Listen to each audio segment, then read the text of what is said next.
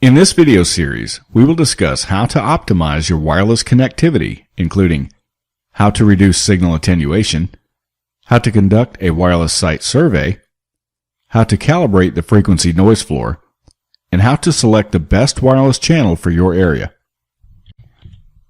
Signal attenuation is basically anything that causes interference, such as walls, appliances, and solid objects. It also refers to frequency noise. Frequency noise is especially common in places with multiple wireless access points, places such as apartment buildings and crowded housing areas. The noise problem can become intensified when multiple wireless access points are using the same frequency and the same channel. This is also known as co-channel interference. However, co-channel interference is not limited to other access points. In fact, a baby monitor, microwave oven, or cordless phone using the same frequency as your wireless router can have a negative impact on your Wi-Fi connection. The bottom line is simple. Just try to avoid obstacles in crowded frequency bands. But if you can't avoid them, try to use the channel with the least amount of noise. So, let's find out what our noise level is and determine whether or not we need to change anything about our network.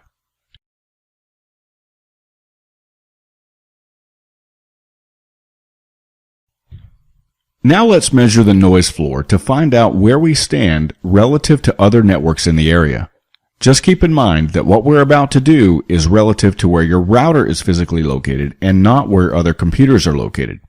We'll talk more about this in the next video. For now, log into your router and go to Status, Device List.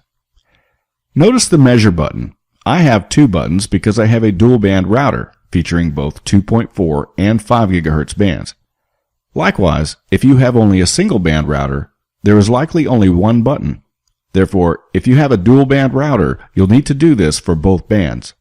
When you click the Measure button, the router will then calibrate the noise floor. Basically, during this process, the router is attempting to define a relative gauge by which to measure the strength of other broadcasts in the area. After Tomato has completed the measuring process, your next step is to perform a wireless survey of other access points in the area. Let's do that now. Navigate to Tools, Wireless Survey, and then click the Refresh button. From here, you'll be presented with a few columns including SSID, RSSI, Noise, and Channel. First, let's filter the RSSI column by clicking the column header.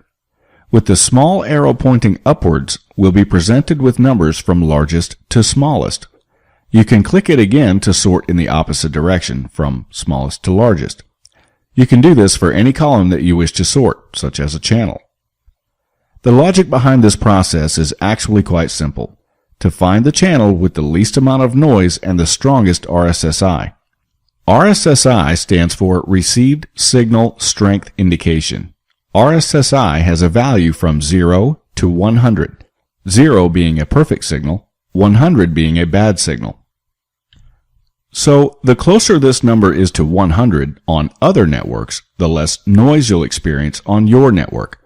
And since closer to 0 means having a strong signal, you should only share networks with those having a weak RSSI, or in other words, as close to 100 as possible. Ideally, channel 1, 6, and 11 is your best choice. This is because these channels are the only group of 3 non-overlapping channels, at least in North America and the United Kingdom. But you'll learn more about this later when we discuss channels and channel width. Click the Channel column to sort the channels. In my case, channel number 1 is an excellent choice for 2 reasons. 1, because it has the least number of SSIDs being broadcast, and 2, the RSSI for those channels is near 90. Therefore, the signal quality is very low, which means less interference and better connectivity for my network. Channel 11 would be my second choice because, even though it has more networks, they all have weak RSSI ratings above 80, compared to Channel 6, which also has multiple networks. However, Channel 6 also has a network with a stronger RSSI rating well below 80. Essentially, what you need to be aware of is the sheer number of access points in the area and the quality of their signals. For example, if there was only one other broadcast on Channel 1, but that broadcast had a strong RSSI of, say, 30 to 50, I might be better off choosing a channel such as 6 or 11, even if they had more broadcasts on that channel, just so long as the RSSI of those broadcasts is weak, say between 80 and 90. Ultimately, what you're looking for is a balance of less interference and less people using that channel. Now that we have identified the best channel based on our router's location, let's change the channel. Navigate to Basic, Network. Scroll down to the wireless area. In my case, I'm going to change the channel for my 2.4 GHz band. Simply select the channel, then scroll down and click Save.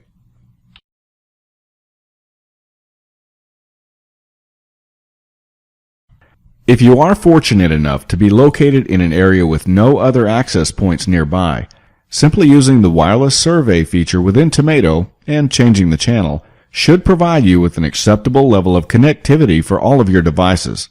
However, if your area has a lot of wireless access points, you may need to analyze each client computer individually. Then, you'll need to decide on a channel that will work for all of your devices, regardless of where they're located. In the next video, we'll discuss your options and take a look at how to handle these congested Wi-Fi areas.